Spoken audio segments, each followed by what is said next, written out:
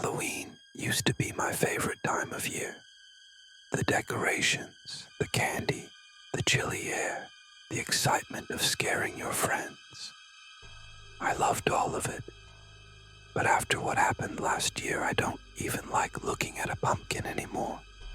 It started simple enough. My neighborhood takes Halloween seriously. Every house on our street competes to out-decorate the others. There's a prize for scariest house, and my family always tries to win. This year, my mom went all out. Fake cobwebs, tombstones, motion-activated ghosts, even a life-sized scarecrow we built ourselves, complete with an old flannel shirt and a burlap sack over its head. By October 30th, our front yard looked like a horror movie.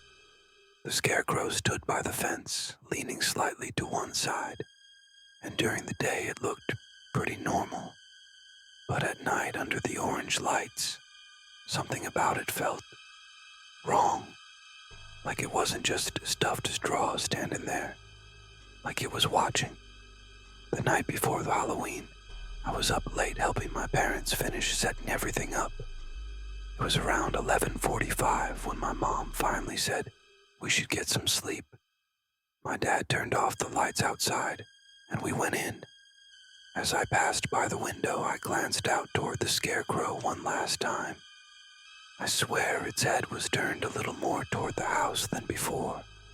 I brushed it off. Maybe the wind, maybe my imagination. I didn't sleep much, though. Something about it kept bothering me. Around midnight, I heard a soft creak outside, like footsteps on the porch. I looked through the blinds, heart pounding. Nothing.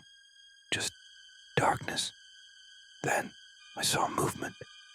The scarecrow's arm. I thought I saw it twitch. I told myself I was being paranoid. It's just the wind, I thought. But I didn't sleep the rest of the night. The next day, Halloween, was chaos as usual. Kids in costumes, fake spider webs everywhere. The smell of pumpkins and fog machines filling the air. By evening, our yard was glowing with orange lights again. My mom even added something new, a set of bleeding candles. They looked cool at first, white wax that turned red as it melted. Everyone loved them. Around 11 p.m., the trick-or-treaters were gone, and the neighborhood started quieting down. My parents went to bed, but I stayed up to take down a few decorations. I remember checking my phone. It was 11:56 when I stepped outside. The air was colder than before. Still. Way too still. Then, it started. At exactly 12 a.m., I heard a drip. Then another. It wasn't rain. It was thicker. Heavier. I looked toward the candles first. The red wax was overflowing, pouring down the sides like blood. The smell hit me next, metallic, like rust and iron. I leaned closer and my stomach twisted. It wasn't wax. It was blood. I stumbled back, my heart racing. Then I noticed something else. The fake tombstones. Dark stains were spreading down them too. The plastic skeleton hanging from the tree. Red streaks running down its ribs. Even the pumpkin on the porch. Its carved grin was oozing red from the eyes and mouth. I couldn't even scream.